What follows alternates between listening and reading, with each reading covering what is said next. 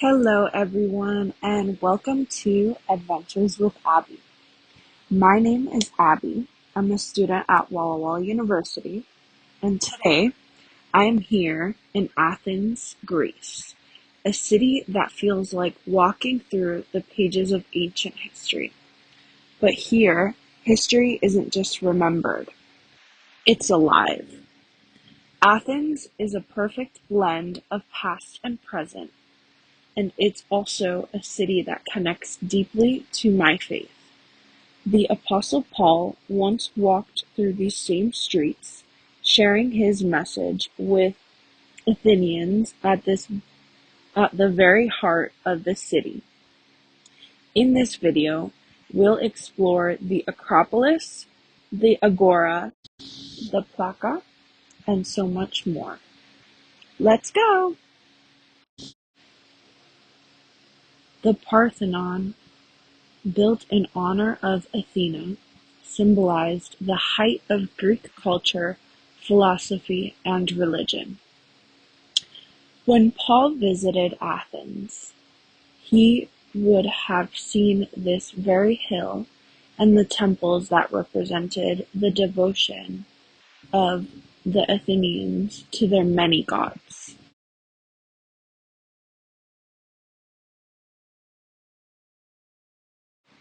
Walking here, you feel the weight of history in every stone.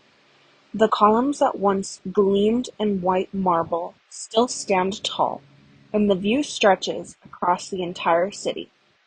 It's easy to see why the Athenians believed the gods themselves lived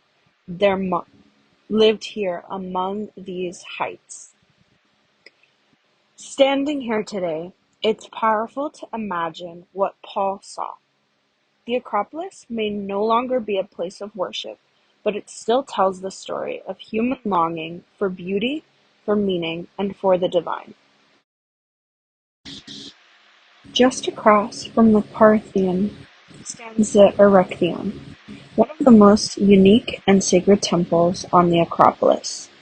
Unlike the Parthenon, which honored Athena in a grand, majestic way, the Erechtheion was a more spiritual and mysterious space.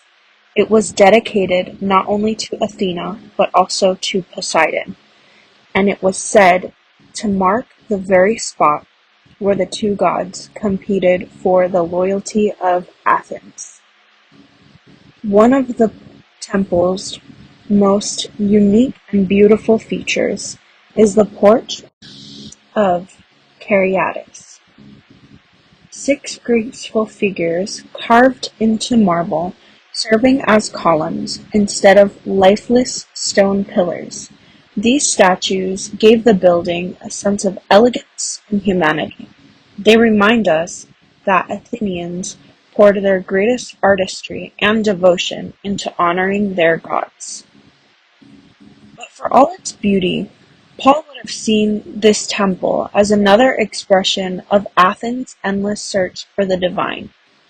Surrounded by altars and statues, Paul spoke of a God far greater than stone or marble, a God who does not live in temples made by human hands, but who made the world and everything in it.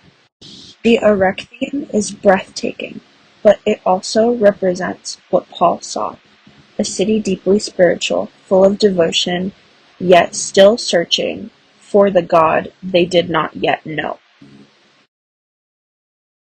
The ancient agora was the beating heart of Athens. This was more than a marketplace. It was the center of public life. Here, people bought food and goods, but they also exchanged ideas, debated philosophy, and discussed politics. Socrates once walked these paths, questioning people and challenging them to think differently about life. When Paul arrived in Athens, he came here, to the Agora. Acts 17 tells us that he reasoned daily with those who were present, speaking to both Jews in the synagogue and to the Greeks who gathered here. Surrounded by temples, altars, and the energy of daily life, Paul shared about Jesus in the middle of their world. Walking through the ruins today, you can almost imagine the conversations, merchants calling out, philosophers in a heated debate, and Paul boldly speaking out about the God who gives everyone life and breath and everything else. The Agora reminds me that faith has always been shared in the everyday places of life, not just in temples or churches, but in the markets, in the streets, and the spaces where people gather. Not far from the ruins, Athens also honors its modern traditions. At Syntagma Square, the changing of the guards is a powerful symbol of Greece's national pride and identity. It is a reminder that while Athens has an ancient past, it is also very much alive in the present. At the foot of the Acropolis lies the Plaka, the oldest neighborhood in Athens. Walking here feels like stepping into a different world. Narrow cobblestone streets wind between whitewashed houses. Balconies overflow with bougainvillea, and the sound of music and laughter spills out from cafes and restaurants. Laka has been continuously inhabited for thousands of years. In ancient times, this was part of the residential heart of Athens.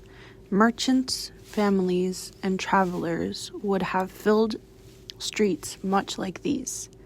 Today, it's lively with shops and restaurants, but it still holds on to that sense of community and tradition. Thank you for watching!